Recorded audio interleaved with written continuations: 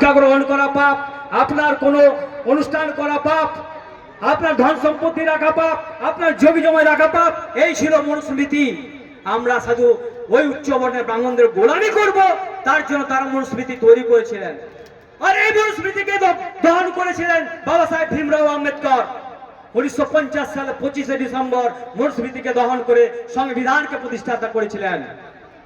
আর সেই মনুস্মৃতিকে আবার জাগিয়ে তোলার চেষ্টা করছে। আর তার বিরুদ্ধে লড়াই করছে কে? আপনাদের এই অজিত প্রসাদ মাহাতো বাবু। আমি স্বাগত জানাই ওনাকে। এই লড়াইকে চালিয়ে যেতে হবে, আপনাদেরকে মজবুত করতে হবে। আজকে আমাদের সমস্ত সংস্কার ওরা চুরি করেছে।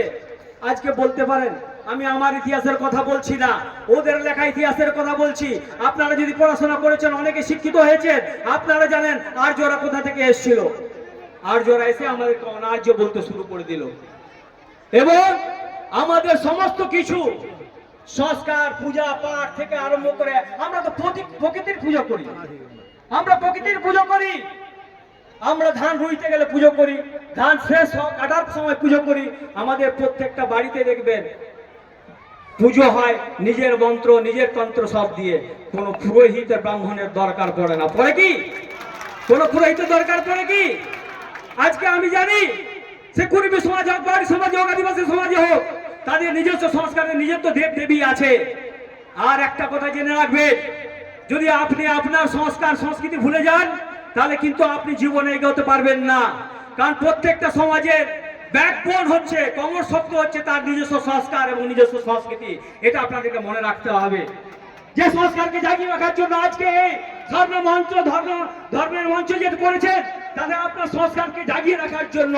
আর আপনার সংস্কার সংস্কৃতি জাগিয়ে রাখলে আপনি আপনার অধিকার পাবেন। আমরা বলছি এসটি করে দিতে হবে। আর আমরা এখানে আদি বাসস্থানী, আমরা এখানে আদি মানব, তো আমাদেরকে এসটি বানানো বলে তুমি কে? হ্যাঁ, আমরা এসটি না, আমরা এখানে আদিম মানুষ, আমরা এখানে আদিম জনগোষ্ঠী। তুমি কলমে লিখে দেবে আমরা এসটি নয়, আমরা মেনে নেব। অজিত বাবুর লড়াই পারফেক্ট লড়াই। এসটি করতে হবে তো এসটি করতে হবে। আজকে বলুন না আমাদের কোন সংস্কৃতি চুরি করেনি? বিধবা বিবাহ কি আমাদের সাঙ্গা হতো না? মারা বোনরা আমাদের সাঙ্গা হতো না? তাহলে আমাদের বিধবা বিবাহ কেউ ছিল? আমাদের তো কেউ মারা গেলে আবার সাঙ্গা করতে পারতো।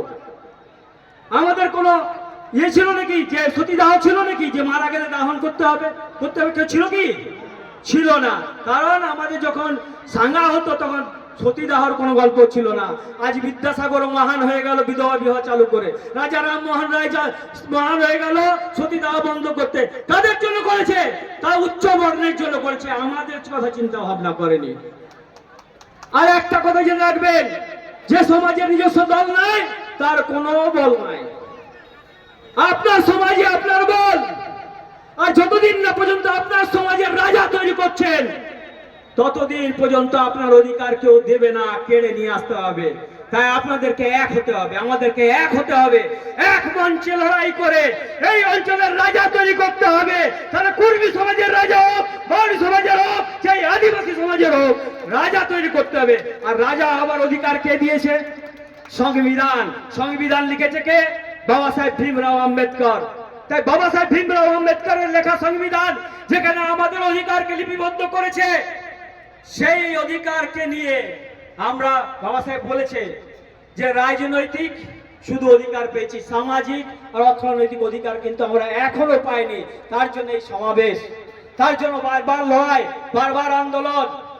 তো আমাদেরকে অর্থনৈতিক এবং সামাজিক অধিকার লড়তে গেলে রাজনৈতিক ক্ষমতা দখল করতে হবে। আর রাজনৈতিক ক্ষমতা বাবা সাহেব কি দিয়েছেন? ভোট দিবেন অধিকার। আপনার যে মূল্যবান ভোটটি, মনে রাখবেন, একটা রাষ্ট্রপতির ভোটের মূল্য যা, আপনার মূল্য তাও।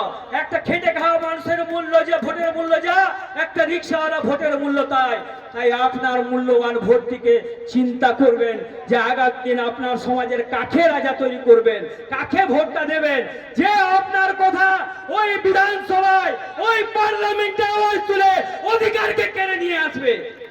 এটা আপনাদেরকে চিন্তা করতে হবে। অজিত বাবুর হাতকে মজবুত করতে হবে। আর যদি মনে করেন যে অজিত বাবু লড়ছে নিজের স্বার্থে, ভুল ভাবছেন। তাহলে আপনারা কোনো জীবনও আপনার অধিকারকে পাবেন না। একটা গল্প আছে, আমি গল্পটা প্রায় বলি যে এক জায়গায় একটা টিয়া পাখির ঝুড় ছিল জঙ্গলে, আর একটা শিকারী রোজ টিয়া পাখি শিকার করত, আর টিয়া পাখি 10-12টা করে নিয়ে বাজারে বিক্রি করত। টিয়া পাখির ঝুড়ের মধ্যে এক মুরব্বী ছিলেন অজিত বাবুর মতন, সেই মিটিং করলো, বললো যদি এইভাবে আমাদের টিয়া পাখিগুলোকে নিয়ে চলে যায় তাহলে আমাদের টিয়া পাখির বংশ শেষ হয়ে যাবে। একটা ঋষির কাছে গেল জঙ্গলে, বললো ঋষি কি করা যায়, এইভাবে টিয়া পাখিগুলো ধরে নিয়ে যাচ্ছে শিকারী। বলছে ঠিক আছে তোমরা মিটিং করো, আর মিটিং করে সবাইকে বলে দাও যে শিকারী আসলে যেন তারা বলে দেয় যে শিকারী আসছে, দানাও ডালবে জালও বিছাবে, কেউ ফাঁসিস না। অজিত বাবুর মতন লোক, মহান লোক মিটিং করলো, মিটিং করে সবাইকে বললো এই কথাটা মনে রাখার জন্য যে শিকারী আসলে যেন সতর্ক হয়ে যায়। তো শিকারী এলো, টিয়া পাখি চিৎকার করতে লাগলো, ওই দেখ শিকারী আসছে, দানা ডালবে জালও বিছাবে, কেউ ফাঁসিস না। শিকারী ঘুরে যায় 2-3 দিন পর, শিকারীও যায় ওই ঋষির কাছে, ঋষিকে বলে এইভাবে টিয়া পাখিগুলো আমার দিকে সতর্ক হয়ে গেছে যে আমি জাল ফেলতে পারছি না। বলছে তুমি তোমার কর্মটা করেছো, তুমি তোমার কর্ম করো, ওরা চিৎকার করছে চিৎকার করো। শিকারী আবার পরের দিন যায়, টিয়া পাখি চিল্লাতে থাকে যে দেখ শিকারী আসছে, জালও ফেলবে দানাও ডালবে জালও ফেলবে, কেউ ফাঁসিস না। কিন্তু দেখলো শিকারী কারো কথা শুনলো না, জালও ফেললো দানাও ফেললো, আর কিছু টিয়া পাখি আওয়াজে ধরা পড়ে গেল। লাভটা কি হলো? কিছুই হলো না। তো এই জিনিসটাকে আপনাদের মনে রাখতে হবে। অজিত বাবু বারবার আপনাদেরকে বোঝাবার চেষ্টা করছেন, মিটিং করছেন, মিছিল করছেন, লড়াই করছেন, আন্দোলন করছেন, কিন্তু কোনো